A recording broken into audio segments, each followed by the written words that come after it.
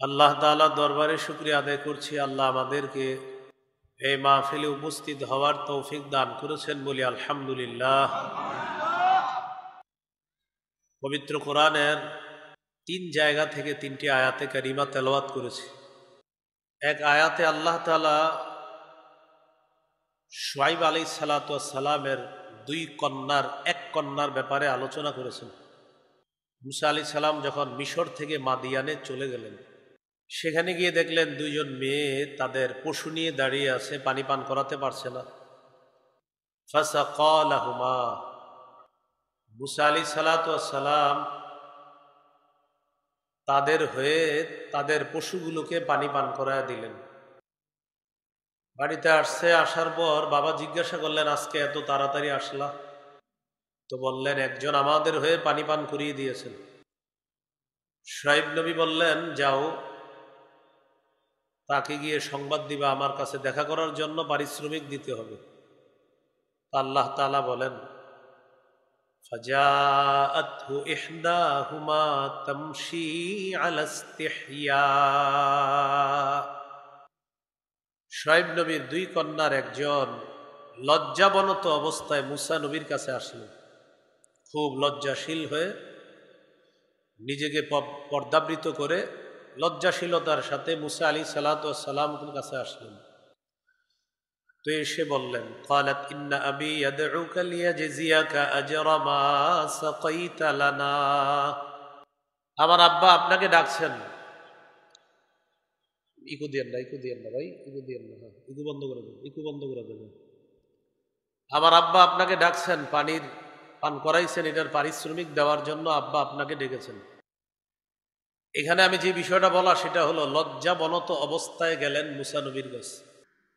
এত বছর আগেও পৃথিবীতে লজ্জার আলোচনা হচ্ছে, এই জন্য লজ্জার বিষয়ে কিছু কথা মনে রাখা। এরপর মূল বিষয়ে কথা বলবো ইনশাআল্লাহ। 1 নম্বর কথা হলো, মানুষ স্বভাবগতভাবেই লাজুক, লজ্জাশীলতা নিয়ে জন্মগ্রহণ করছে স্বভাবগতভাবে। তার প্রমাণ সূরা আরাফের 22 নম্বর আয়াতে আল্লাহ তাআলা বলেন, ফালাম্মা যাকাশ শাজারাতা বাদাত লাহুমা সাওআতুহুমা ওয়া তাফিকা ইয়াখসিফানি আলাইহিমা মিন ওয়ারাকিল জান্নাহ। আদম এবং হাওয়া আলাইহিমাস সালাতু ওয়াস সালাম, তারা 2জন যখন ওই গাছের ফল ভক্ষণ করলো, নিষিদ্ধ গাছ যেটার কাছে যাইতে আল্লাহ নিষেধ করেছেন, বাদাত লাহুমা সাওআতুহুমা, তাদের 2জনের সামনে 2জনের লজ্জাস্থান প্রকাশ পেয়ে গেল। নাউজুবিল্লাহ বলেন। ওয়া তাফিকা ইয়াখসিফানি আলাইহিমা মিন ওয়ারাকিল জান্নাহ, তারা 2জনই জান্নাতের গাছের পাতা দিয়ে নিজেদেরকে ঢাকতে লাগলেন। দেখেন, তাদেরকে কেউ বলে দেয় না এটা যে লজ্জাশীলতা। কেউ কিন্তু বলে নাই যে এইভাবে কাপড় খুলে যাওয়া লজ্জাশীলতা, কেউ বলে দেয় নাই যে এইভাবে সতর খুলে যাওয়া এটা অন্যায়, কেউ বলে নাই। কিন্তু তাদের ওই যে আল্লাহ সৃষ্টি করছে, সৃষ্টিগতভাবে একটা লজ্জাশীলতা দিয়ে দিছে, তাই 2জন 2জনকে বুঝতে পারছে এইটা কেমন কাজ। এটা কিন্তু কেউ বলে দেয় না এটা যে লজ্জার বিষয়, তারা নিজেরাই বুঝতে পারছে, না এটা তো মনে হয় লজ্জার বিষয়। এখান থেকে বোঝা যায় মানুষ স্বভাবগতভাবেই লাজুক। মানুষ আমারে আপনারে আল্লাহ বানাইছে এমন যে আমাদের ভিতরে আলাদা একটা লজ্জাশীলতা আছে। এটা হলো 1 নম্বর কথা। 2 নম্বর কথা, লজ্জাশীলতা হলো ইমানের সৌন্দর্যতা। সুবহানাল্লাহ। ইমানের সৌন্দর্যতা কি? লজ্জাশীলতা। আল ঈমানু উরিয়ান ওয়া লিবাসুহু আত-তাকওয়া ওয়া যিনাতুহু আল হায়া ওয়া সামারাতুহু আল ইলম। ঈমান একটা খোলা জিনিসের নাম, ঈমানের পোশাকের নাম হলো তাকওয়া, আল্লাহর ভয়। যে যত বেশি আল্লাহকে ভয় করবে, সে ঈমানের পোশাক তত সুন্দর করে পরিধান করবে। তাহলে ঈমানের পোশাকের নাম তাকওয়া, আল্লাহ ভীতি। ওয়া যিনাতুহু আল হায়া, ঈমানের সৌন্দর্যতা হলো লজ্জাশীলতা। যার যত লজ্জা বেশি, তার ঈমানের সৌন্দর্যতা তত বেশি, আল্লাহ তার ঈমান তত বেশি সুন্দর করে দেয়। ওয়া থামারাতুহু আল ইলম, ঈমানের ফলাফল হলো জ্ঞান বিদ্যা। সুবহানাল্লাহ। তাহলে ঈমানের পোশাক তাকওয়া, ঈমানের সৌন্দর্যতা লজ্জাশীলতা, ঈমানের ফলাফল হলো ইলম বিদ্যা জ্ঞান। এখান থেকে আমরা একটা আলাদা জিনিস শিখলাম, সেটা হলো ঈমানের সৌন্দর্যতা, এই সৌন্দর্যতা হলো লজ্জাশীলতা। আল্লাহ আমাদেরকে খুব বেশি লাজুক হওয়ার তৌফিক দান করুন। 3 নাম্বার, মান কাসাহুল হায়া সাওবা লাম ইয়ারান নাসু আইবা, যে ব্যক্তি লজ্জাশীলতার পোশাক পরিধান করবে মানুষ তার দোষ ত্রুটিগুলা দেখবে না। যে যত বেশি লাজুক হবে তার দোষ ত্রুটি তত বেশি গোপন থাকবে। মান কাসাহুল হায়া সাওবা, যে ব্যক্তির পোশাকটা হবে লজ্জা, মানে তার পোশাকটাই হলো লজ্জার পোশাক, লাম ইয়ারান নাসু আইবা, মানুষ তার দোষ ত্রুটি দেখতে পাবে না। 4 নাম্বার, এগুলো আমার সাথে বলেন, বলেন লজ্জাশীলতাই দিন। আবার লজ্জাশীলতাই দিন। সাহাবায়ে কেরাম রাসূল সাল্লাল্লাহু আলাইহি সাল্লামকে প্রশ্ন করলেন, সহিহুত তারগীব 2630 নম্বর হাদিস, 2630। সাহাবায়ে কেরাম রাসূলুল্লাহ সাল্লাল্লাহু আলাইহি সাল্লামকে প্রশ্ন করলেন, আল হায়াউ মিনাদ-দীন, ইয়া রাসূলুল্লাহ লজ্জাশীলতা দ্বীনের অংশ। নবীজি বললেন, বাল হুয়াদ-দীনু কুল্লুহু, বরং লজ্জাশীলতা পুরাটাই দ্বীন। সাহাবীরা বললেন, হুজুর লজ্জাশীলতা ঈমানের অংশ। নবীজি বললেন, না, পুরা লজ্জাশীলতাটাই ঈমান, পুরা লজ্জাশীলতাই দ্বীন। তো সাহাবীরা আবার প্রশ্ন করলেন, আল হায়াউ মিনাদ-দীন, ইয়া রাসূলুল্লাহ লজ্জাশীলতা কি দ্বীনের অংশ? দ্বীনের অংশ। নবীজি বললেন, বাল হুয়াদ-দীনু কুল্লুহু, বরং লজ্জাশীলতা পুরাটাই দ্বীন। দ্বীনের অংশ না, লজ্জাশীলতাটাই দ্বীন। আল্লাহ তাআলা আমাদেরকে বুঝার তৌফিক দান করুন। তাহলে বলেন তো, লজ্জাশীলতা দ্বীনের অংশ না পুরাটাই দ্বীন? যে যত বেশি লাজুক তার মধ্যে দ্বীনদারিতা তত বেশি আল্লাহ দান করবেন। 5 নাম্বার, লজ্জাশীলতা ইসলামের স্বতন্ত্র বৈশিষ্ট্য। প্রত্যেক ধর্মের একটা স্বতন্ত্র বৈশিষ্ট্য আছে। ইবনে মাজার হাদিস 4181 নম্বর হাদিস। এই হাদিসের মধ্যে আছে, عن أنس بن مالك رضي الله تعالى عنه قال قال رسول الله صلى الله عليه وسلم لكل دين خلقا إن لكل دين خلقا وخلق الإسلام الحياء। রাসূলুল্লাহ সাল্লাল্লাহু আলাইহি সাল্লাম বলেন, প্রত্যেকটা দ্বীনের ধর্মের আলাদা একটা স্বতন্ত্র বৈশিষ্ট্য আছে। ইসলাম ধর্মের স্বতন্ত্র বৈশিষ্ট্যের নামই হলো লজ্জা। ভাই, আমাদের ধর্মের স্বতন্ত্র বৈশিষ্ট্যের নাম কি? লজ্জা। বলেন তো, লজ্জা দ্বীনের অংশ না লজ্জাশীলতাই দ্বীন? লজ্জাশীলতা। 4 নম্বরে জানলাম লজ্জাশীলতাই দ্বীন। 5 নম্বরে জানলাম লজ্জাশীলতা ইসলামের স্বতন্ত্র বৈশিষ্ট্য। যে যত বেশি লাজুক আপনাদের মধ্যে, সে তত বেশি ইসলামের আলাদা একটা স্বতন্ত্র বৈশিষ্ট্য মণ্ডিত একজন মুসলমান। 6 নাম্বার, লজ্জা ঈমানের অঙ্গ।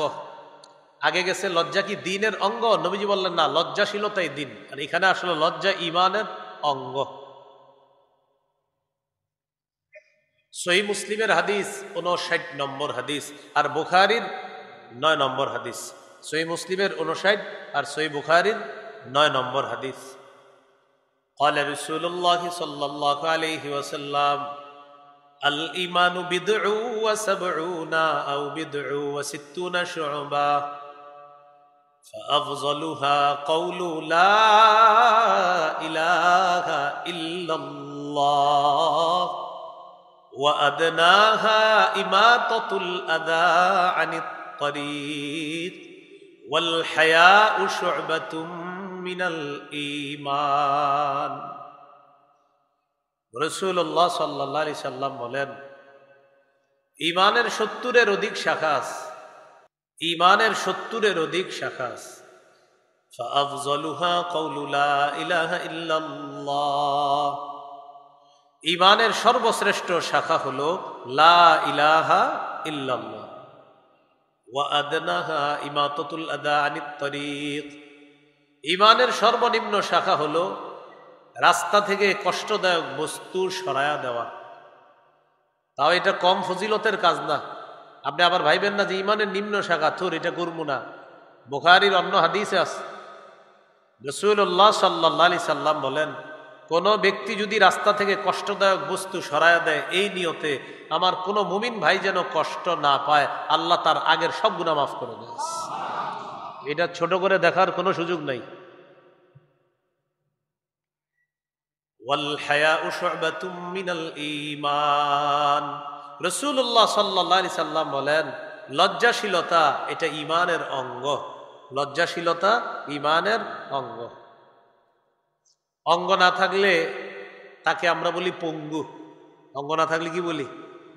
লজ্জা ছাড়া ঈমান, এটা হয়ে যাবে আপনার এমন একটা অবস্থা যে এটার একটা অংশ নাই। তো এটা কেমন যেন আপনার নড়বড়ে ঈমান। তাই লজ্জা জরুরি ঈমানের জন্য।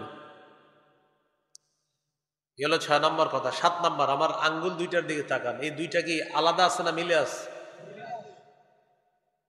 বলেন, লজ্জা এবং ঈমান বলেন, দুইটা অঙ্গাঙ্গি ভাবে জড়িত, এইভাবে জড়িত। এখন দেখেন তো, একটা থেকে আরেকটা আলাদা হয়ে গেলে তাহলে সমস্যা হয়ে গেল। তাহলে একটা আরেকটার সাথে জড়িত আছে। আর জামিউস সগীর হাদিসের কিতাব 1959 নম্বর হাদিস, قال رسول الله صلى الله عليه وسلم إن الحياء والإيمان قرنا جميعا। রাসূলুল্লাহ সাল্লাল্লাহু আলাইহি ওয়াসাল্লাম বলেন, ঈমান এবং লজ্জাশীলতা দুইটা এইভাবে থাকবে, এইভাবে। ফাইদা রুফিআ আহাদুহুমা রুফিআল আখার। একটা যদি উঠে যায় অপরটা অটোমেটিক উঠে যায়। নবীজি বলেন, ঈমান আর লজ্জা এইভাবে অঙ্গাঙ্গি ভাবে জড়িত। একটা উঠে গেলে আরেকটা উঠিয়ে নেওয়া হয়। যার লজ্জা উঠে যাবে আস্তে আস্তে তার ঈমান উঠে যাবে। এই গেল ৭ নম্বর। ৮ নম্বর কথা, লাজুক ব্যক্তির ঠিকানা হলো আল্লাহর জান্নাত। সুবহানাল্লাহ। লাজুক ব্যক্তির ঠিকানা কোথায়? আল্লাহর জান্নাত। তিরমিজির হাদিস, 2009 নম্বর হাদিস। قال رسول الله صلى الله عليه وسلم الحياء من الإيمان والإيمان في الجنة والبذاء من الجفاء والجفاء في النار। রাসূলুল্লাহ সাল্লাল্লাহু আলাইহি সাল্লাম বলেন, আল হায়াউ মিনাল ঈমান, লজ্জাশীলতা ঈমানের অংশ। ওয়াল ঈমানু ফিল জান্নাহ, ঈমানের ঠিকানা হলো জান্নাতে, মানে ঈমানওয়ালার ঠিকানা জান্নাতে। আর যেই ঈমানদারের মধ্যে লজ্জাশীলতা বেশি, ওই লাজুক ব্যক্তির ঠিকানা খুব দ্রুত জান্নাতে। ওয়াল বাদাউ মিনাল জাফা ওয়াল জাফাউ ফিন নার। নির্লজ্জতা এটা হলো দুর্ব্যবহারের অংশ। দুর্ব্যবহারের ঠিকানা হলো জাহান্নাম। এর মানে নির্লজ্জতা, এটার ঠিকানা হলো জাহান্নাম। নাউজুবিল্লাহ। আল্লাহ তাআলা আমাদেরকে হেফাজত করেন। এই গেল ৮ নম্বর কথা। ৯ নম্বর কথা, লজ্জা শুধু কল্যাণ বয়ে আনে। সুবহানাল্লাহ। লজ্জা কি বয়ে আনে? সহিহ বুখারীর বর্ণনা, 6117 নম্বর হাদিস। قال رسول الله صلى الله عليه وسلم إن الحياء لا يأتي إلا بخير। রাসূলুল্লাহ সাল্লাল্লাহু আলাইহি ওয়াসাল্লাম বলেন, লজ্জা শুধু কল্যাণ বয়ে আনে। হাদিসের মাধ্যমে বোঝা যায়, যেই ঘরের মানুষগুলা যত বেশি লাজুক, ওই ঘরের মধ্যে আল্লাহর পক্ষ থেকে তত বেশি কল্যাণ আসতে থাকে। কোন ঘরের স্বামী লাজুক, স্ত্রী লাজুক, ছেলে লাজুক, মেয়ে লাজুক, সবাই লজ্জাশীল, ওই ঘরে কল্যাণ আসে। এটা তো আপনাদের সামনে বলে গেলাম, তাও আবার ঢাকার শহর, তাও আবার বললাম ঘরের সবাই লাজুক। তো একসাথে বলে নাটক সিনেমা যারা দেখে, এক পরিবারের লোকেরা, তাদেরকে কিভাবে লাজুক বলি বলেন? তার মানে আলাদা দেখা যাবে এমন না। আলাদাও তো দেখা যাবে না, কিন্তু একসাথে বসে নাটক দেখতেছে, সিনেমা দেখতেছে, আবার ফেসবুকে স্ট্যাটাসও দিতেছে। মায়ের সাথে বাবার সাথে বসে বসে এটা দেখলাম, খুব ভালো লাগলো, কিছু শিক্ষা দিয়েছে, আজিব আজিব নাটক সিনেমা দেখে শিখছে। রাসূলুল্লাহ সাল্লাল্লাহু আলাইহি সাল্লাম বলেন, যেই ঘরের মানুষগুলা যত বেশি লাজুক হবে, ওই ঘরে আল্লাহর রহমত মুষলধারে বৃষ্টির মতো আসতে থাকবে।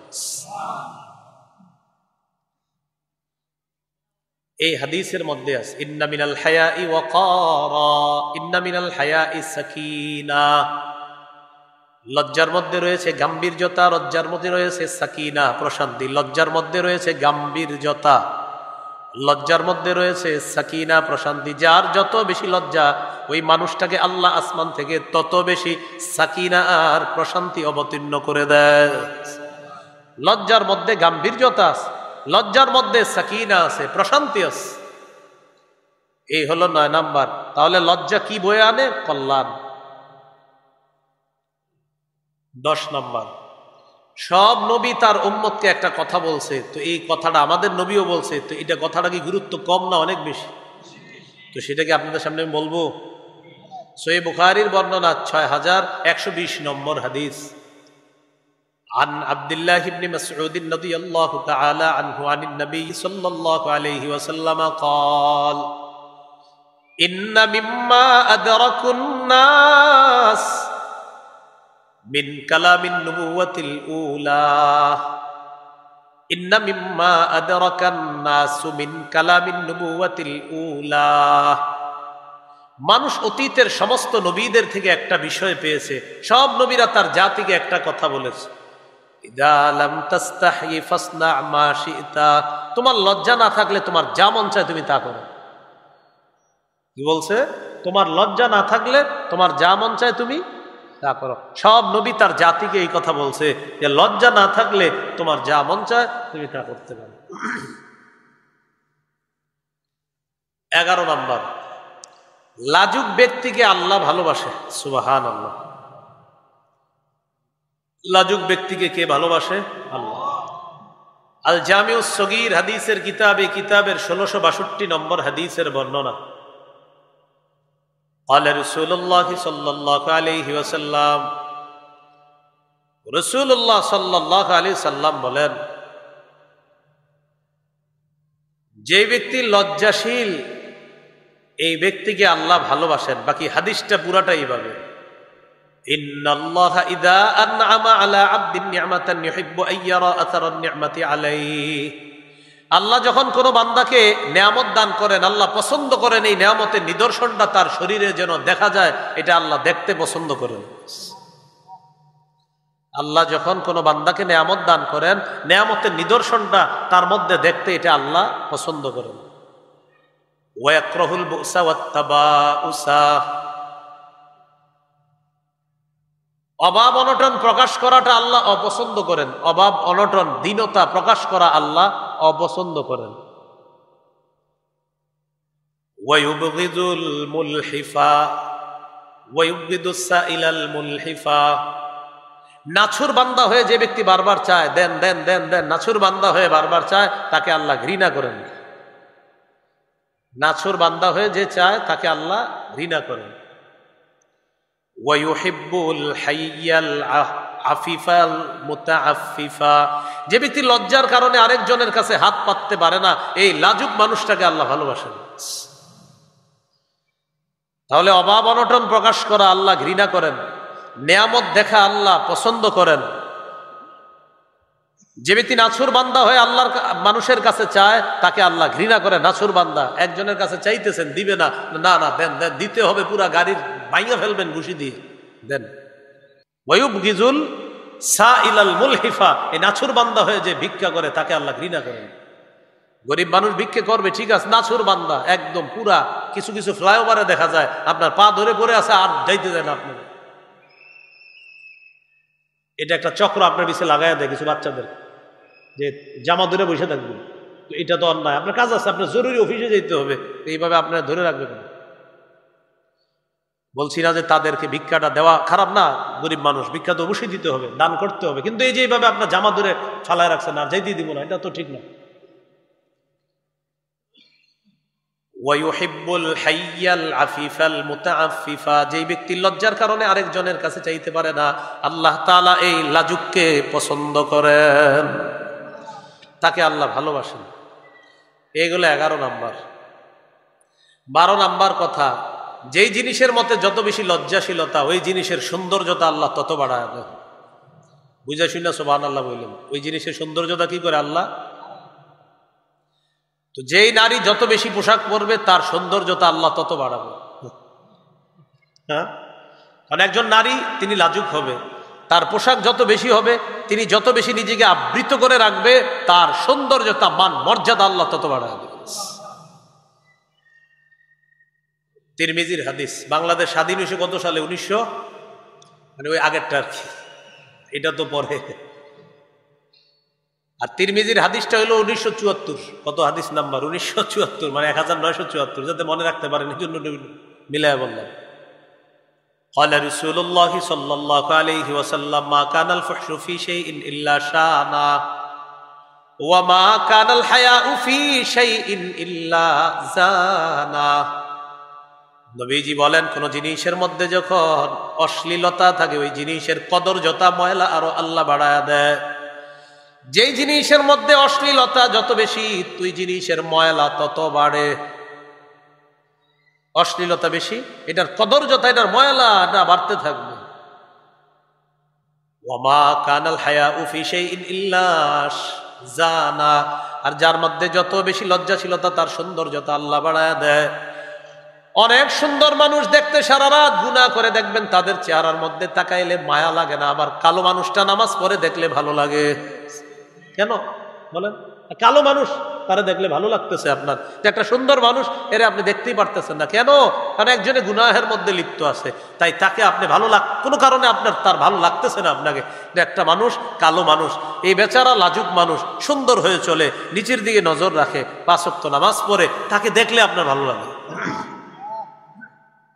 তাহলে অশ্লীলতা ময়লা বাড়ায়, আবর্জনা বাড়ায়, কদর্যতা বাড়ায়, লজ্জাশীলতা সৌন্দর্যতা বাড়ায়, মান সম্মান মর্যাদা বাড়ায়। 13 নাম্বার, কোন ব্যক্তির মধ্যে যদি 2টা গুণ থাকে, একটা হলে লজ্জাশীলতা আর একটা বদান্যতা, আল্লাহ তার মর্যাদা যত বেশি লজ্জাশীল হবে আর যত বেশি বদান্যতা অর্জনকারী হবে, তার মর্যাদা তত বেশি ডে বাই ডে আল্লাহ বাড়াতে থাকবেন। ওয়াত্তাকাররুমু খসলাতানি মিন খিসালিল খায়র। আল হায়াউ অর্থ লজ্জাশীলতা, ওয়াত্তাকাররুমু বদান্যতা, খসলাতানে 2টি স্বভাব, মিন খিসালিল খায়র উত্তম 2টি স্বভাবের মধ্যে 2টি স্বভাব হলো লজ্জাশীলতা এবং বদান্যতা। লাম ইয়াকুনা ফি আবদিন ইল্লা রাফাআহুল্লাহু বিহিমা। কোন বান্দার মধ্যে যদি লজ্জাশীলতা এবং বদান্যতা থাকে, ওই বান্দার মর্যাদা আল্লাহ তাআলা বাড়ায়া দেয়। আপনার মাঝে বদান্যতা আছে, আপনার মাঝে লজ্জাশীলতা আছে, ঘটনাচক্রে 2টি গুণ আপনার মাঝে আছে। আপনি লাজুক, আপনি বদান্যতা আছে আপনার মাঝে, এই দুটোটা থাকার কারণে আপনার মর্যাদা মানুষ দেখুক না দেখুক তো আল্লাহ আপনার মর্যাদা বাড়াবে। 14 নাম্বার, বলেন যে লজ্জাশীল হলো, বলেন সে আত্মরক্ষা করলো। যে আত্মরক্ষা করলো সে বেঁচে গেল। আবার যে লজ্জাশীল হলো সে আড়ালে গেল। যে আড়ালে গেল সে আত্মরক্ষা করলো। যে আত্মরক্ষা করলো সে বেঁচে গেল। ওমর রাদিয়াল্লাহু তাআলা আনহুর আজীব এক বক্তব্য, খুব সুন্দর, পারলে মনে রেখেন, লিখে রেখেন, দেখেন কি বলে। মানিস্তাহইয়া ইখতাফা। যে ব্যক্তি লাজুক হলো সে আড়ালে গেল। ওয়ামান ইখতাফা ইত্তাকা। যে আড়ালে গেল সে আত্মরক্ষা করলো। ওয়ামান ইত্তাকা ওয়াকা। আর যে আত্মরক্ষা করলো সে বেঁচে গেল। যে লজ্জাশীল হলো সে আড়ালে গেল, যে আড়ালে গেল সে আত্মরক্ষা করলো, যে আত্মরক্ষা করলো সে বেঁচে গেল। এর মানে একটা মানুষ আযাব গজব থেকে বাঁচার শ্রেষ্ঠ একটা উপায় হলো লাজুক হওয়া, লজ্জাশীল হওয়া। লজ্জাশীলতার এই গুণটা সবাইকে আল্লাহ অর্জন করার তৌফিক দান করেন। এই হলো লজ্জার ব্যাপারে 14টি কথা। লজ্জার ব্যাপারে 15 নম্বর কথা। সহিহুত তারগিব কিতাবের নাম 2631 নম্বর হাদিস, 2631 নম্বর হাদিস। এই হাদিসের মধ্যে আছে আল হায়াউ লাউ কানা রাজুলান। দেখেন কি বলতেছে, আল হায়াউ লাউ কানা রাজুলান লাকানা রাজুলান সালিহান। লজ্জা যদি কোনো ব্যক্তি হয়, এটা কোনো অনুবাদ হইল? কি বললাম? লজ্জা যদি কোনো ব্যক্তি হয়, আসলেই আরবির মূল অনুবাদ এটাই, আল হায়াউ লাউ কানা রাজুলান। লজ্জা যদি কোনো ব্যক্তি হয়, বাকি উদ্দেশ্য হলো কোনো ব্যক্তির মাঝে যদি লজ্জাশীলতার গুণটা আসে, লাকানা রাজুলান সালিহা, সে সৎ মানুষ হয়ে যাবে। কি মানুষ হয়ে যাবে? সৎ মানুষ হয়ে যাবে। ওয়ালাউ কানাল ফুহশু রাজুলান লাকানা রাজুলান সুআ। কোন মানুষের মধ্যে যদি অশ্লীলতার এই বদ স্বভাবটা এসে যায়, সে এক সময় খারাপ মানুষ হয়ে যায়। লজ্জাশীলতার গুণ আসলে লোকটা ভালো মানুষ হয়ে যায়। অশ্লীলতার ভয়ঙ্কর অপরাধের এই স্বভাব তার মধ্যে আসলে একটা সময় লোকটা খারাপ হয়ে যায়। নাউজুবিল্লাহ। এই হলো লজ্জার ব্যাপারে প্রাথমিক 15টা কথা।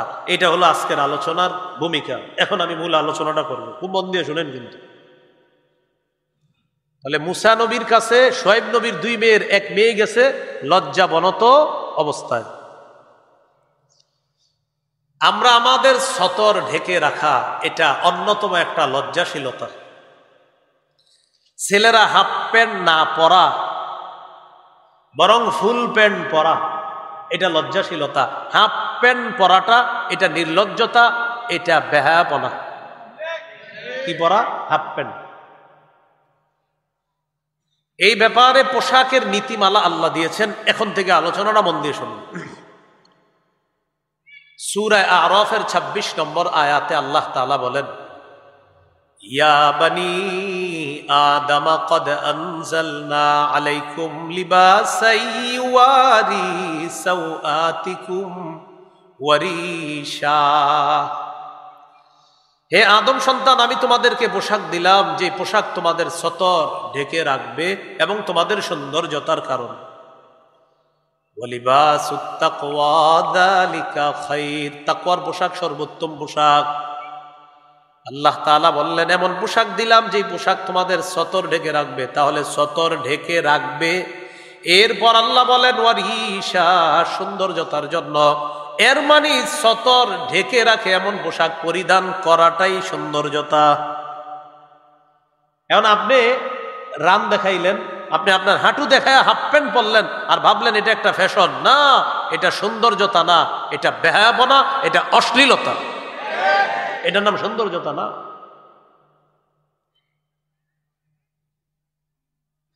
তিরমিজির হাদিস 1999 নম্বর হাদিস, 1999। قال رسول الله صلى الله عليه وسلم, রাসূলুল্লাহ সাল্লাল্লাহু আলাইহি ওয়াসাল্লাম বলেন, লা ইয়াদখুলুল জান্নাতা মান কানা ফি কলবিহি মিসকালু যাররাতিন মিন কিবরিন। নবীজি বলেন, যার অন্তরে সরিষার দানা পরিমাণ অহংকার আছে, এই মানুষটা জান্নাতে প্রবেশ করবে না। এক সাহাবী প্রশ্ন করলেন, ইন্নার রাজুলা ইউহিব্বু আন ইয়াকুনা সাওবুহু হাসানা ওয়া না'লুহু হাসানাতান ইয়া রাসূলুল্লাহ। হুজুর, অনেক মানুষ আছে যেই ব্যক্তি চায় তার পোশাকটা যেন উত্তম হয়, তার জুতাটা যেন উত্তম হয়। আছেন না এমন অনেকে, যে আমি একটু উত্তম পোশাক পরবো, উত্তম জামা পরবো। হুজুর, এটাও কি অহংকার?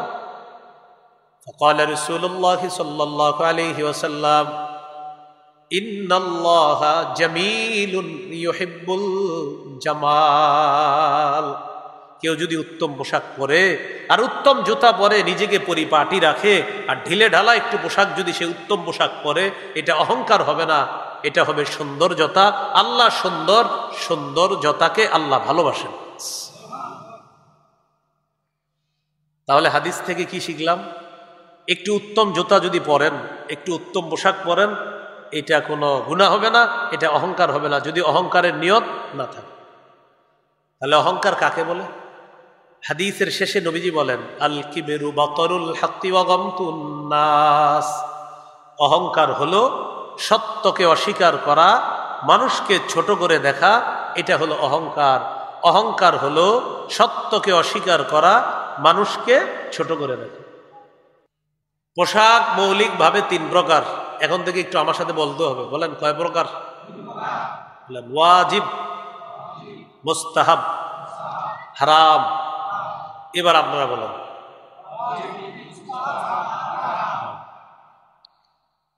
ওয়াজিব পোশাক হলো যতটুকু পোশাকে আপনার সতর ঢেকে রাখবে, এতটুকু আবশ্যক, জরুরি, লাগবেই এতটুকু। আবু দাউদের হাদিস 4017 নম্বর হাদিস। এই হাদিসের বর্ণনাকারীর নাম হলো বাহাজ ইবনে হাকিম। হাদিসটি তিনি তার পিতা থেকে বর্ণনা করেছেন, তার পিতা তার দাদা থেকে, তার দাদা রাসূলুল্লাহ সাল্লাল্লাহু আলাইহি সাল্লাম থেকে হাদিসটি বর্ণনা করেছেন। عن بهز بن حكيم عن أبيه عن جده قال قلت يا رسول الله عوراتنا ما نأتي منها وما نذر। হুজুর, সতর কতটুকু খোলা রাখবো, কতটুকু ঢেকে রাখতে হবে? কাদের সামনে সতর ঢাকতেই হবে আর কাদের সামনে শিথিলতা আছে? فقال رسول الله صلى الله عليه وسلم ইহফাজ আওরাতাক ইল্লা মিন যাওজাতিক। তুমি তোমার স্ত্রী ছাড়া সবার সামনে সতর ঢেকে রাখতে হবে। তুমি তোমার বিবি ছাড়া সবার সামনে তোমার সতর ঢেকে রাখতে হবে। তো আমি বললাম, হুজুর, ইদা কানাল কওমু বা'দুহুম আলা বা'দিন, যদি অনেক মানুষ একসাথে থাকে তখন সতরের কি মাসালা? 4 জন বন্ধু আপনারা এক মেসে ভাড়া থাকেন, 3-4টা মেয়ে এক মহিলা হোস্টেলে ভাড়া থাকে বা অনেক বাসায় ভাড়া থাকে, তো তাদের সতর কিভাবে হবে? মাদ্রাসার ছাত্ররা একসাথে রাতে ঘুমায়, তাদের সতর কিভাবে হবে? فقال رسول الله صلى الله عليه وسلم إن استطعت أن لا يرينها أحد فلا يرينها। নবীজি বললেন, একজন পুরুষ আরেক পুরুষের সতরের দিকে দেখবে না, একজন নারী আরেক নারীর সতরের দিকে দেখবে না। পুরুষ পুরুষের সতরের দিকে দেখবে না, নারী নারীর সতরের দিকে দেখবে না, এটা নবী নিষেধ করে দিলেন। সাহাবী প্রশ্ন করলেন, ইদা কানার রাজুলু খালিয়ান ইয়া রাসূলুল্লাহ, ইয়া রাসূলুল্লাহ, কোন ব্যক্তি যদি ঘরের মধ্যে একা থাকে তখন তার সতরের মাসালা আপনার কাছে জানতে চায়। নবীজি বললেন, আল্লাহু আহাক্কু আইয়ুস্তাহিয়া মিনহু মিনান নাস। তখন ঘরে যদিও কেউ নাই, আল্লাহ আছে, আল্লাহকে মানুষের চেয়ে বেশি লজ্জা পাওয়া দরকার। তাহলে বলেন যুবক ভাইয়ারা যারা মেসে থাকেন, হ্যাঁ, ঘরে একা একা আছেন, দরজা জানালা বন্ধ, তাহলে কিন্তু বাস মাশাআল্লাহ সতর কিন্তু রাখতে হবে। হ্যাঁ, সতর ঢেকে রাখতে হবে। একা আছেন, বাস কেউ নাই তো নাই কেউ, আল্লাহ, আল্লাহকে বেশি লজ্জা পেতে হবে, সতর ঢেকে রাখতে হবে। ভাই, এতটুকু অংশ সবার মনে থাকবে তো? এই ব্যাচেলর ভাই যারা আছেন ভালো করে মনে রাখেন, হ্যাঁ, সতর একা একই রুমে আছেন, ঢেকে রাখতে হবে। আল্লাহকে লজ্জা পেতে হবে। আল্লাহ কথাগুলা মনে রাখার তৌফিক দান করেন। এগুলো ওয়াজিব পোশাক। 2 নাম্বার মুস্তাহাব পোশাক। মুস্তাহাব মানে একটু উত্তম পোশাক। এইখানে আপনারা যারা আসছেন, কেউ একটা ভালো মানের চাদর গায়ে দিয়ে আসছেন, একটা ভালো সোয়েটার গায়ে দিয়ে আসছেন, এটা নাজায়েজ না, এটা উত্তম, এটা ভালো হতে পারে, এটা মুস্তাহাব। এখানে আপনাদের মধ্যে কেউ 600 টাকা গজের পাঞ্জাবি পরে আসছেন, কেউ 100 টাকা গজের, কেউ 50 টাকা গজের, বাকি প্রত্যেকেই একটু লন্ডি করে একটু ভালোভাবে আসছেন। 50 টাকা গজের কাপড়টা যার, সেও একটু ধুয়ে টুয়ে লন্ডি করে পরিপাটি হয়ে আসছেন, বাস এটাই হলো উত্তম। আপনার পাঞ্জাবির গজ 50 হোক, 100 হোক, 600 হোক, কিন্তু আপনি এটা ধুয়ে রাখেন, এটা আপনি সব সময় সুন্দর করে রাখেন, এটা হলো উত্তম পোশাক। বুঝে আসছে তো? কম দামি বেশি দামি ব্যাপার না, উত্তম পোশাক এটা ধুয়ে রাখে, সাফ রাখে, পরিষ্কার রাখে। আবু দাউদের হাদিস 4062 নম্বর হাদিস। এই হাদিসের বর্ণনাকারী আবুল আহওয়াস, তিনি তার পিতা থেকে বর্ণনা করেন। হযরত জাবের রাদিয়াল্লাহু তাআলা আনহু থেকে বর্ণনা, তিনিও বর্ণনা করেন, আতানা রাসূলুল্লাহ সাল্লাল্লাহু আলাইহি ওয়াসাল্লাম ফারাআ রাজুলান শাইসান ক্বাদ তাফাররাকা শা'রুহু। রাসূলুল্লাহ সাল্লাল্লাহু আলাইহি সাল্লাম আমাদের কাছে আসলেন। আসার পর এক ব্যক্তির দিকে তাকায় দেখলেন তার মাথার চুলগুলো এলোমেলো, চুলগুলো এলোমেলো।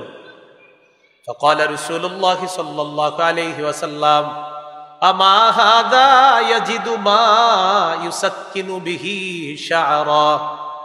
নবীজি বললেন, তার কি কোনো চিরুনি নাই চুলগুলো আশ্রানোর জন্য? আচ্ছা, সে কি চিরুনি পায় না চুল আশ্রানোর জন্য? একজনের চুলগুলা এলোমেলো আছে, বললেন চিরুনি নাই চুল আশ্রানোর জন্য। ওয়ারাআ রাজুলান আখারা আলাইহি থিয়াবুন ওয়াসিখা। আরেক ব্যক্তির দিকে তাকাইলেন, তাকায় দেখে তার শরীরে ময়লা পোশাক। নবীজি বললেন, আমা হাদা ইয়াজিদু মাআন ইয়াগসিলু বিহি তাওবা। সে কি পানি পায় না কাপড়গুলা ধোয়ার জন্য? তাহলে চুল এলোমেলো দেখে বললেন চিরুনি নাই আশ্রানোর জন্য। কাপড় ময়লা দেখে বললেন সে কি পানি পায় না কাপড় ধৌত করার জন্য। এই হাদিস থেকে বোঝা যায়, ইচ্ছা করে 2 বছর গোসল না করে চুলগুলা জটলা বানায়া লাল কাপড় পরিধান করে ওই জায়গায় অবস্থান নেওয়া আর পীরগিরি দাবি করা, এটা চূড়ান্ত ভণ্ডামি ছাড়া আর কিছু না। ওই দিকে পাবেন, গে একটু সামনে গিয়েই পাবেন, সেটা যেখানে হোক। তো চুল জটলা করলেন, লাল পোশাক পরলেন, সালা গায়ে দিস আর বুঝায় যে আহারে আমি। তো এই যে আপনি এটা করলেন, এটা ভণ্ডামি। আচ্ছা বুঝলাম, প্রথমে ওনার চুল ধোয়ার জন্য শ্যাম্পুর টাকা নাই, তাই চুল ধোয় না, ঠিক আছে। ওনার কাপড় ধৌত করার জন্য সাবান নাই, টাকা নাই, সামর্থ্য নাই, তাই কাপড় কিনে না। তাহলে সালা পরে আছে কেন? ওনার কাপড় কেনার সামর্থ্য নাই, তাই সালা পরে আছে। এই ব্যক্তির দেখবেন ভক্ত সংখ্যা আছে 10,000, 20,000, 1 লাখ। 1 লাখ লোক 1 টাকা চান্দা উঠাইলে কত টাকা হয়? ওনারে কি 1 জোড়া পাঞ্জাবি কিনে দেওয়ার মতো একজন মুরিদও তৈরি হলো না। কারণ মুরিদও জানে আমার পীর ভণ্ড, পীরও জানে আমার মুরিদ যিনি এগুলা ভণ্ড। আর মুরিদ পীর উভয়ে জানে আমাদের এই পীর ব্যবসা টিকানোর একমাত্র ইনভেস্ট হলো এই সালা আর জটলা চুল। এটা ইনভেস্ট নষ্ট করলে তো ব্যবসা লাড়ে। তো হাদিস আমাদেরকে শিখায় কি? আর গোবর মার্কা মানুষগুলা করে কি? মস্তিষ্কে কি নিয়ে চলে আল্লাহ ভালো জানে। কিছু যদি জিজ্ঞাসা করেন, ভাই এর পিছিয়ে আটেন কেন? কি যে আছে বুঝবা না। আরে কি আছে মানে এটা কি কথা বলেন আপনি? নামাজ পড়ে না, রোজা রাখে না, বলতেছেন কি আছে? বুঝবেন না, এই মাথাটা এইভাবে লড়াবে, বুঝবেন না, মানে উদ্ভট টাইপের একটা কাহিনী করে। তাহলে ভাই না, ঠিক আছে হাসি দিচ্ছেন, সমস্যা নেই, কিন্তু একটু বুঝে বলেন। ইচ্ছা করে ময়লা পোশাক পরা, সালা পরা, ইচ্ছা করে সামর্থ্য থাকার পরেও, পাঞ্জাবি পায়জামা পরার সামর্থ্য আছে, এরপরেও ময়লা পরা, সালা পরে থাকা, এটা কি ইসলাম উৎসাহ করে? তো কেন সেটা করে? আল্লাহ যাক, সে যে করার করো, কিন্তু আমরা যেন এই জাতীয় শিরিকে আমরা পা না বাড়াই। আল্লাহ আমাদেরকে হেফাজত করেন। এইগুলো আপনার মুস্তাহাব পোশাক, একটু উত্তম পোশাক পরা। আর আমি আগে বলছি, উত্তম পোশাক মানে অনেক দামি হতে হবে এমন না, কম দামি হোক, কিন্তু এটা আপনি ধুয়ে একটু লন্ডি করে ইস্ত্রি করে পরিধান করতেছেন, বাস এটাই উত্তম পোশাক। আবু দাউদের হাদিস 4063 নম্বর হাদিস। মাঝে মাঝে আবার আপনার উচিত আপনার সামর্থ্য অনুযায়ী একটি দামি পোশাকও পরা উচিত, এটার একটা হাদিস আছে। সুবহানাল্লাহ।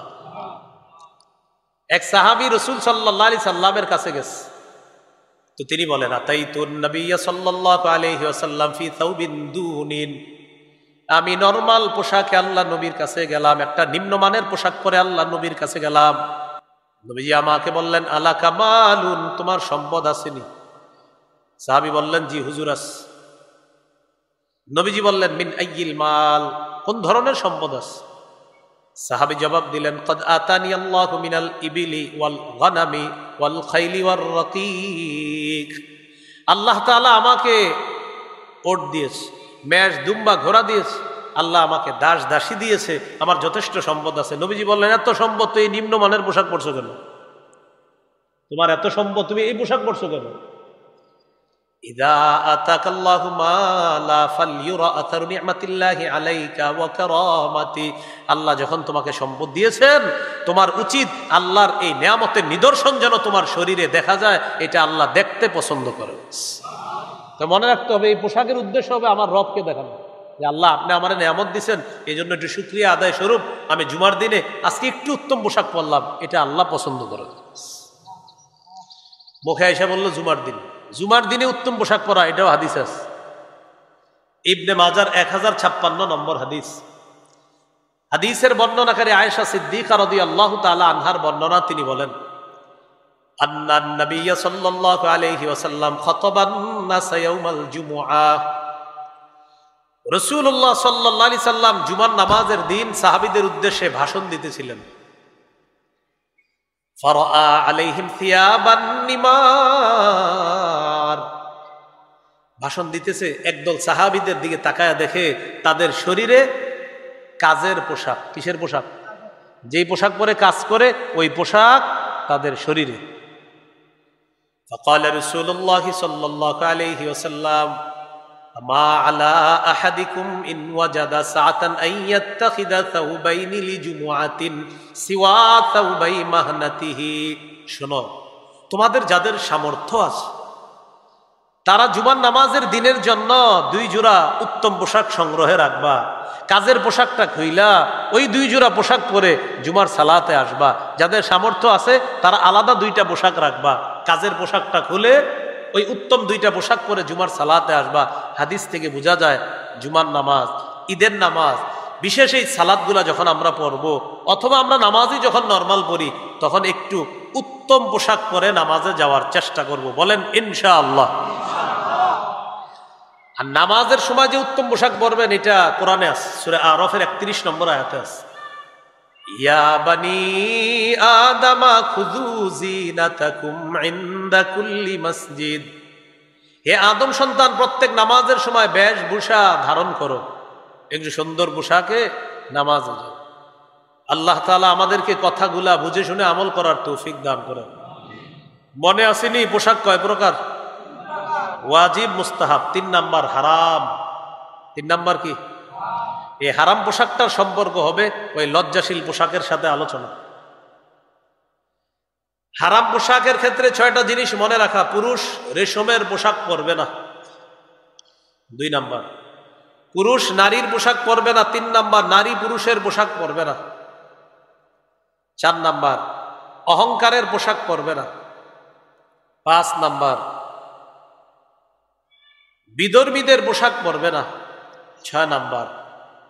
আটসাটো খাটো পাতলা ছোট পোশাক বিশেষ করে মেয়েরা পরবে না। এই হলো 6 ধরনের পোশাক নিষিদ্ধ। 1 নাম্বার রেশমের পোশাক। সহিহ মুসলিমের বর্ণনা, 2069 নম্বর হাদিস।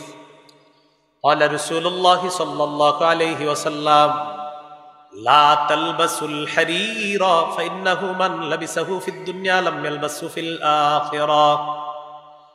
নবীজি বলেন, হে আমার পুরুষ উম্মত, তোমরা রেশমের পোশাক পরিধান করবা না। যারা দুনিয়াতে রেশমের পোশাক পরিধান করবে আখিরাতে তারা রেশমের পোশাক পরিধান করতে পারবে না। হাদিস দ্বারা বোঝা যায় মুসলিম পুরুষের জন্য দুনিয়াতে রেশম হারাম, জান্নাতে তাদের জন্য রেশম হালাল। সহিহ বুখারীর বর্ণনা, 5837 নম্বর হাদিস। এই হাদিসের বর্ণনাকারী হুযায়ফা রাদিয়াল্লাহু তাআলা তিনি বলেন, নাহানান নবী সাল্লাল্লাহু আলাইহি ওয়াসাল্লাম আন নাশরাবা ফি আনিয়াতিদ যাহাবি ওয়াল ফিদ্দা ওয়া আন নাকুলা ফিহা ওয়া আন নাজলিসা আলাইহি। রাসূলুল্লাহ সাল্লাল্লাহু আলাইহি সাল্লাম আমাদেরকে স্বর্ণ রূপার পাত্রে পানাহার করতে নিষেধ করেছেন। স্বর্ণ রূপার পাত্রে আমাদেরকে পানাহার করতে রাসূল নিষেধ করেছেন। ওয়া আন নাজলিসা আলাইহি, রাসূলুল্লাহ সাল্লাল্লাহু আলাইহি সাল্লাম আমাদেরকে নিষেধ করেছেন রেশমের পোশাকের উপর বসতে। ওয়া আন লুবসিল হারিরি ওয়াদ দিবাজ, পাতলা রেশম, মোটা রেশম, যে কোনো রেশমের পোশাক পরতে নিষেধ করেছেন। ওয়া আন নাজলিসা আলাইহি, এটার উপরে বসতে নিষেধ করেছেন। রেশমের পোশাক পুরুষ পরবেও না, এটার উপর বসবেও না। এই সোফার মধ্যে যখন বসবেন কোনো বাসায় গিয়ে, বেড়াইতে গিয়ে, সোফা চেক টেক করে নেবেন রেশমের সুতা টুতা আছে কিনা, বুঝছেন?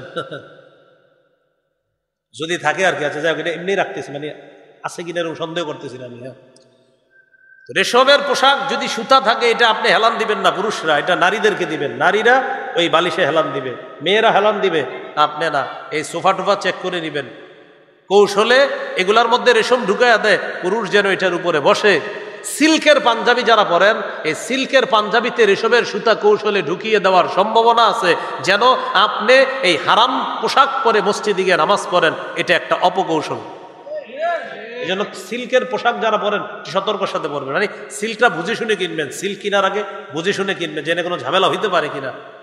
আর সেলসম্যান যদি মুসলিম হয়, ওরে সুন্দর করে বলবেন, ভাইজান আমি নামাজ পড়বো, তো এই সিল্কের পোশাকে কোনো ঝামেলা নাই তো, আমার একটু বলেন। তো এই জন্য সিল্ক আর রেশমের সুতাটা পার্থক্য একটু মুশকিল হয়ে যায় মাঝে মাঝে। তো এই জন্য আপনারা একটু সতর্কতা অবলম্বন করবেন। অনেকে পরেন সিল্কেরিয়া, একটু সতর্ক হবেন। রাসূল সাল্লাল্লাহু আলাইহি সাল্লাম বললেন, স্বর্ণ রূপার পাত্রে পানাহার করা নিষেধ, বসা নিষেধ, রেশম ব্যবহার করা নিষেধ, এটার উপরে বসা নিষেধ।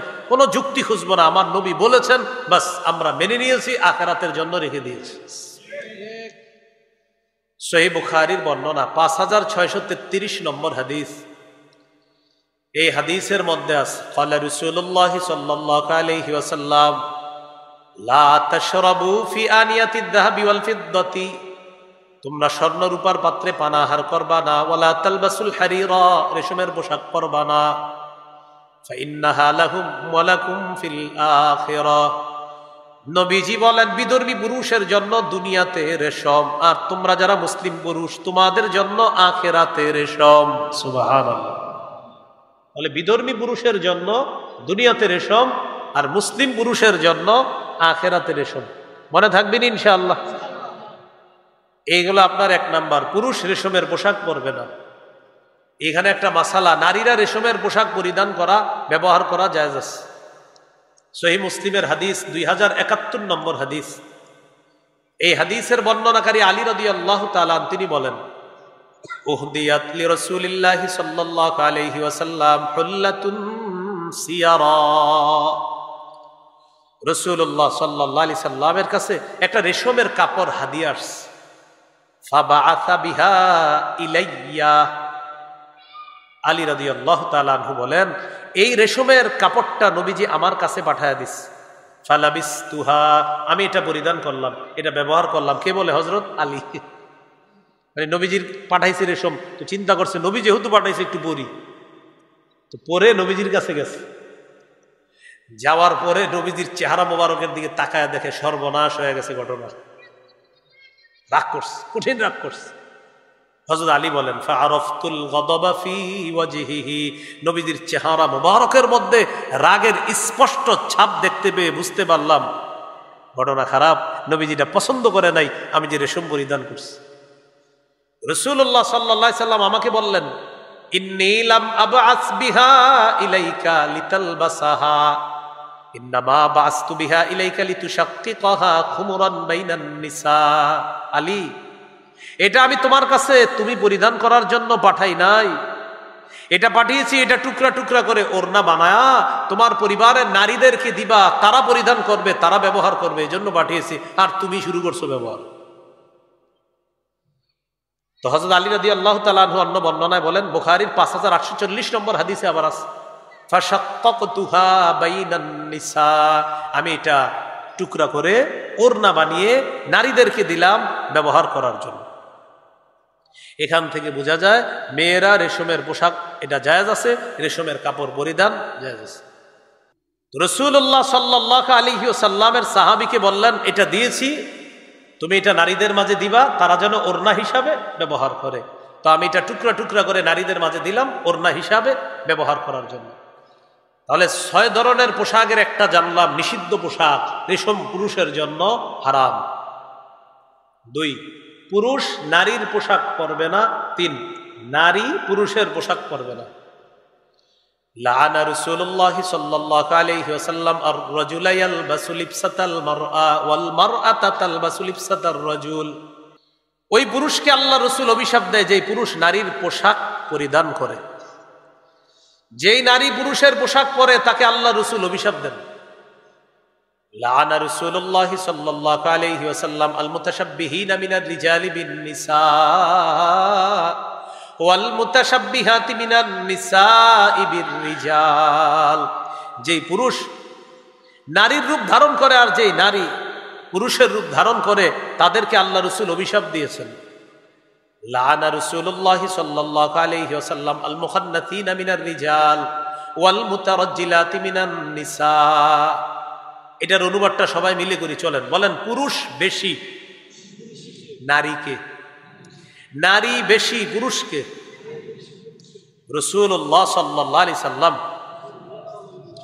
অভিশাপ দিয়েছেন। গায়ে হলুদ নামে একটা অনুষ্ঠান হয় পৃথিবীতে, মিরপুর না হলেও পৃথিবীতে হয়, নাকি শুনছেন কখনো? এই গায়ে হলুদে ৬০ জন ৫০ জন বন্ধু একই কালারের ড্রেস বানায়। আমাদের ঢাকা শহরে অনেক টেইলার্সা মাশাআল্লাহ এটা দিয়ে এগিয়ে আছে। তো ৫০টা ড্রেস একই কালারের, এর মধ্যে একটা ওড়নাও বানায় পা পর্যন্ত, একটা ওড়না আছে এই পর্যন্ত। কি বানায়? পিছন দিয়ে আইসা বলবেন আসসালামু আলাইকুম রহিমা আপা, কি অবস্থা? আপনি তো জানেন হে পুরুষ, আপনার তুমি আমার কি বললাম, জানো না আমি কে, ওই বাসায় থাকি না, আপনি ওই ওড়না পড়ছেন তো এই জন্য কিছু মনে করেন না। তো তুমি এটা কেন বললা? বলবেন রসুল বলেছেন যেই পুরুষ নারীর পোশাক পরে তাকে রসুল অভিশাপ দেন। কিছু ছেলে দেখবেন তাদের কান ছিদ্র, এখানে দুল পরে আছে, দুল পরে আছে, তাকেও সেম পিছন থেকে বলবেন, এটা মেয়ের নাম নিয়ে ডাক দিবেন। আপনি তো আসলেই জানেন সে কে, তুমি আমার এটা বললা কেন? বলবেন না নবীজি অভিশাপ দিয়েছে তো এই জন্য বললাম, কষ্ট নিয়েন না। এটা থেকে আপনি ফিরে আসেন। আবার কিছু মা বোন আছে, মেয়ে আছে যাদেরকে ছোটবেলা থেকে প্যান্ট শার্ট পরে শিখিয়েছেন, এখন বড় হওয়ার পরে প্যান্ট শার্ট পরে। এখন আপনি ইমাম সাহেবের কাছে খালি যান, হুজুর মেয়েটা শেষ হয়ে যাচ্ছে। ছোটবেলায় কোথায় ছিলেন আপনি বলেন? কেন শৈশবে আপনি শখ করে তাকে প্যান্ট শার্ট পরালেন সেটা আগে বলেন। সূরা তাহরিমের ৬ নম্বর আয়াতে আল্লাহ বলেন, ইয়া আইয়ুহাল্লাযীনা আমানু কু আনফুসাকুম ওয়া আহলিকুম নারা। হে ঈমানদারগণ, নিজেকে এবং পরিবারকে বাঁচাও, জাহান্নামের আগুন থেকে বাঁচাও। ওয়াকুদুহান নাস ওয়াল হিজারা, যে আগুনের জ্বালানি মানুষ এবং পাথর, যে আগুনের জ্বালানি মানুষ এবং। এই আয়াতের ব্যাখ্যায় সাহাবায়ে কেরাম বলেন, আল্লিমু আওলাদাকুম আল আদাবা, তোমরা তোমাদের সন্তানদেরকে শিষ্টাচার শিক্ষা দাও, ভদ্রতা শিক্ষা দাও। এটা বলে দিস শৈশব থেকে আপনি কেন সন্তানকে এমন পোশাক পরালেন যে পোশাক এখন সন্তান পরার কারণে আপনি অশান্তিতে আছেন। তো অশান্তিটার কারণ তো আপনি ছোটবেলায় কেন শিখাইলেন? ইংরেজি অনুবাদক অনুবাদ করেছেন প্রোটেক্ট, প্রোটেক্ট, প্রোটেক্ট, সেভ আনফুসাকুম ইউরসেলফ ওয়া আহলিকুম এন্ড ইউর ফ্যামিলিজ নারা এগেইনস্ট আ ফায়ার। আগুন, আগুন থেকে বাঁচাও, নিজেকে পরিবারকে বাঁচাও।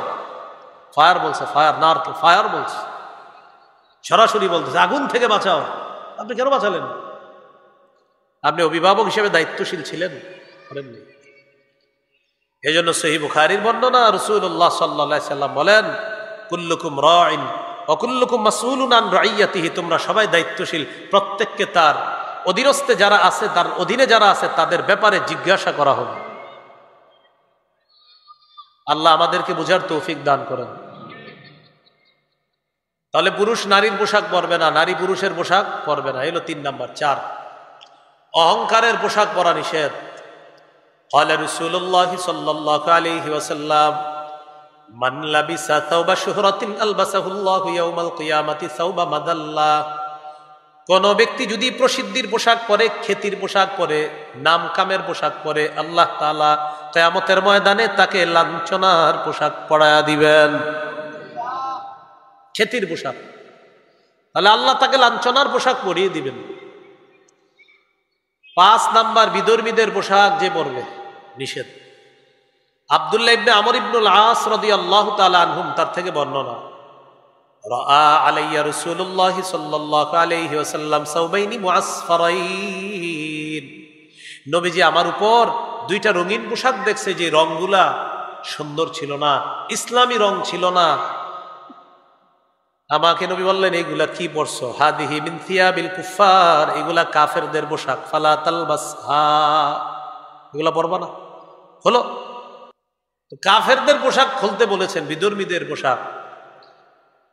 ইদানিংকালে কুটিপতিদেরকে দেখবেন তাদের সন্তান প্যান্ট পরে ছেঁড়া প্যান্ট, এখানে ছেঁড়া, এখানে ছেঁড়া, এখানে ছেঁড়া, এখানে ছেঁড়া। আর ইদানিং আরেকটা ছেঁড়া হলো আপনার পুরা ঠিক আছে, এই হাঁটুটার এই জায়গায় ছেঁড়া, পুরাটা খোলা, এই জায়গাটা খোলা। তো আমরা আগে এরকম প্যান্ট দেখলে আরে ভিক্ষা বলতাম, বেচারা গরিব মানুষ। না, এটা তো হাসির বিষয় না, তো বাস্তবতা। আরে এইভাবে প্যান্ট ছেঁড়া থাকলে কি লোকটা ফকির ছিল না? যারা পরেন এরাও বলেন ফকির পরেন না আপনারা কেউ, ঠিক আছে, ফকির ফকির বলতাম কিনা?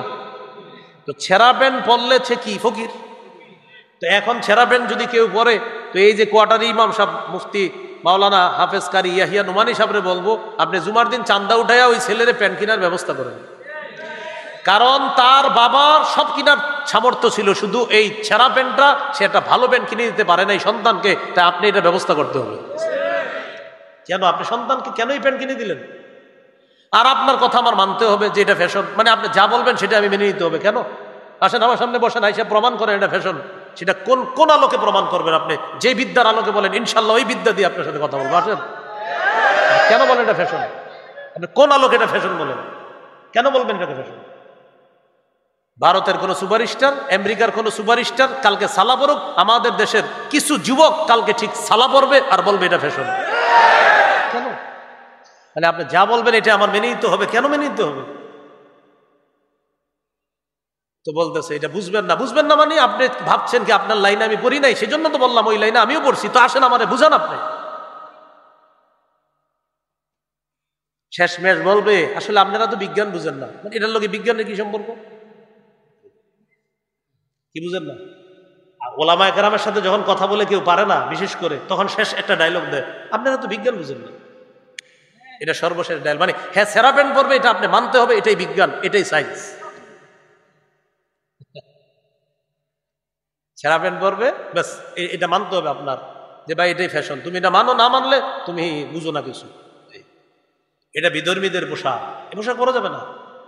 আল্লাহ আমাদেরকে হেফাজত করুন। 6 নম্বর, আটশাট খাটো পাতলা পোশাক। নারীদের জন্য এই পোশাক নিষিদ্ধ, বিশেষ করে। তো এই জাতীয় পোশাক মা বোনরা পড়তেছে, অহরহর পড়তেছে। বাবা মা কিছু বললে বলে কি, কিছু বললে ঘরে থাকবো না, বের হয়ে যাবে, কথাই শুনছে না। এই পোশাক পড়তেছে, এটার নাম দিচ্ছে পোশাকের স্বাধীনতা। কি নাম দিচ্ছে? পরে ছেঁড়াবেন পোশাকের স্বাধীনতা, পরে ছেঁড়াবেন পোশাকের স্বাধীনতা। বাস, আপনি যা বলবেন নাম দিয়ে দিবে, পাইছে এক শব্দ, স্বাধীনতা। সহিহ মুসলিমের হাদিস 2198 নম্বর হাদিসের বর্ণনা। আগে জমরা ইবনে সালাবা নবীর এক সাহাবীর একটা বর্ণনা শোনেন, পরে আসতেছি মুসলিমের নাম। একদিন নবীজি দেখেন এই নবীর সাহাবী ইয়ামানের 2 জোড়া পোশাক পরে নবীর সামনে আসছে। আসার পর নবীজি বললেন, আতারা সাওবাইনি হাদাইনি মুদখিলাইকাল জান্নাহ। ও জমরা, তুমি কি মনে করো তোমার এই 2 পোশাক তোমাকে জান্নাতে প্রবেশ করাবে? তুমি কি মনে করো? জমরা ইবনে সালাবা বুঝতে পারছে এই পোশাক নবীর পছন্দ হয়নি। সাথে সাথে বললেন, হুজুর আল্লাহর কাছে একটু দোয়া করেন আমার জন্য, আমার ভুল হয়ে গিয়েছে, আমার অন্যায় হয়ে গেছে। আমি আপনার সাথে কথা দিলাম, লা আকুদু হাত্তা আনজিআহুমা আন্নি, এই 2 পোশাক না খুলে আমি জমিনে বসবো না। নবীজি বললেন, আল্লাহুম্মা গফিরলি জমরা, আল্লাহ আপনি জমরাকে মাফ করে দেন। এরপর তিনি চলে গেলেন, তাড়াতাড়ি চলে গিয়ে এই পোশাক 2টা খুলে এরপরে অন্য 2 পোশাক পরে এরপর তিনি জমিনে বসেছেন। এর আগে ওই পোশাক না খুলে তিনি জমিনে বসেন নাই। কেন? যে আমার নবী অপছন্দ করছে, এই পোশাক আমি পরতে পারি না।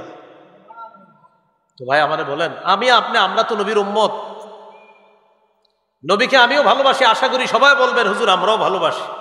তো সেই ভালোবাসার দাবি থেকে বলেন, কেন আমি এমন পোশাক পরবো যে পোশাক আমার ছেঁড়া পোশাক, আমার রান দেখা যাচ্ছে, আমার হাঁটু দেখা যাচ্ছে, এই পোশাকের নাম আমি ফ্যাশন কোন আলোকে দিব? বলেন, কি জবাব দিব বলেন? তো এবার মুসলিমের হাদিসটা শুনেন, 2198 নম্বর হাদিস।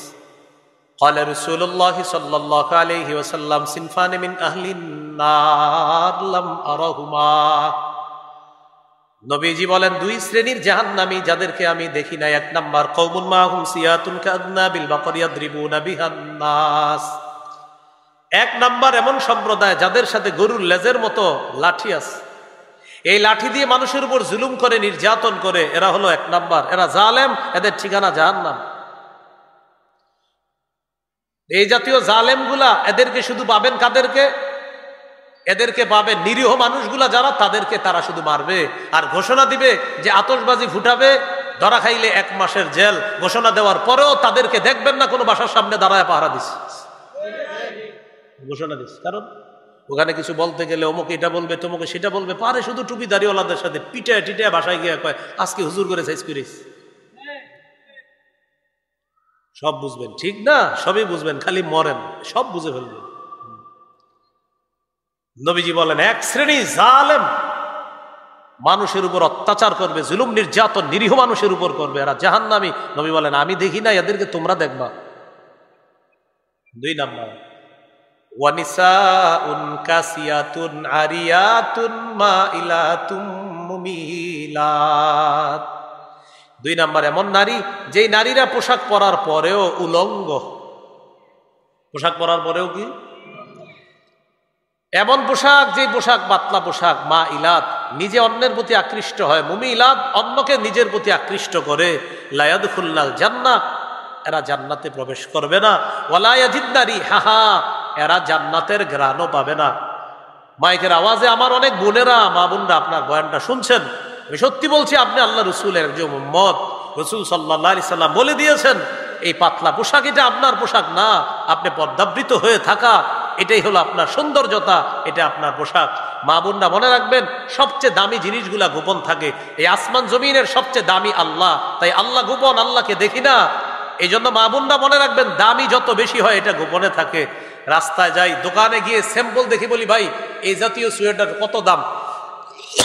এত, ঠিক আছে ওই গোডাউন থেকে একটা দেন। কেন ওইটা নিয়ে যান? স্যাম্পল যেটা দেখছেন এটাই নেন, গোডাউন থেকে কেন চান? দামিটা গোডাউনে রেখে দিস, ওটা ভালোটা গোডাউনে রেখে দিস, এটা স্যাম্পল রেখে দিস, এটা ময়লা পড়বে, আবর্জনা পড়বে, এই জন্য আসলটা গোডাউনে রেখে দিস। হ্যাঁ, দামি জিনিস গোপন থাকে, আল্লাহ সবচেয়ে দামি তাই গোপন। তাই সবচেয়ে দামি মানুষ জান্নাতে গিয়ে আল্লাহরে দেখবে। সহিহ মুসলিমের হাদিস 3535 মানে 3535 নম্বর হাদিসে আসছে, রাসূল সাল্লাল্লাহু আলাইহি সাল্লাম বলেন আদ-দুনিয়া মাতা ওয়া খায়রু মাতা'id দুনিয়া আল মারআতুস সালিহা। এই দুনিয়া ভোগের জায়গা, দুনিয়ার সবচেয়ে শ্রেষ্ঠ সম্পদ একজন নেককার নারী। সুবহানাল্লাহ, দুনিয়ার শ্রেষ্ঠ সম্পদ কি? একজন নেককার নারী। তাহলে বলেন তো শ্রেষ্ঠ সম্পদ কি? আবার শ্রেষ্ঠ সম্পদ কি? তাহলে আমাদের শ্রেষ্ঠ সম্পদটা এটা আমরা ঢেকে রাখতে হবে, এটা গোপন রাখতে হবে। এটা সবার জন্য না, এটা বিশেষ মানুষের জন্য। আল্লাহ আমাদেরকে কথাগুলা বোঝার তৌফিক দান করেন। তাহলে মনে আসেনি আপনার, মুসা নবীর কাছে গেছে শুআয়ব নবীর 2 মেয়ের 1 মেয়ে লজ্জা বনত অবস্থায়। এই লজ্জাশীলতার আলোচনা আমরা করছিলাম যে আল্লাহ পোশাক দিয়েছেন আমাদের সতর ঢাকার জন্য, লজ্জাশীলতার জন্য লজ্জার পোশাক। এই লজ্জার পোশাকটা আল্লাহ আমাদেরকে দিয়েছেন যেন আমরা আমাদের সতরগুলা ঢেকে ঢুকে রাখি, মানুষের সামনে অপরের সতরের দিকে না তাকাই। একা ঘরে থাকলে তখনও আমরা সতর ঢেকে রাখতে হবে, কারণ তখন আল্লাহ আছে। এই কথাগুলো আমরা সকলেই মনে রাখবো। আল্লাহ তাআলা আমাদের সকলকে যে কথাগুলা শুনলাম বললাম, বিশেষ করে হারাম পোশাকগুলা থেকে নিজেরা যেন বাঁচতে পারি, আল্লাহ তাআলা তৌফিক দান করেন।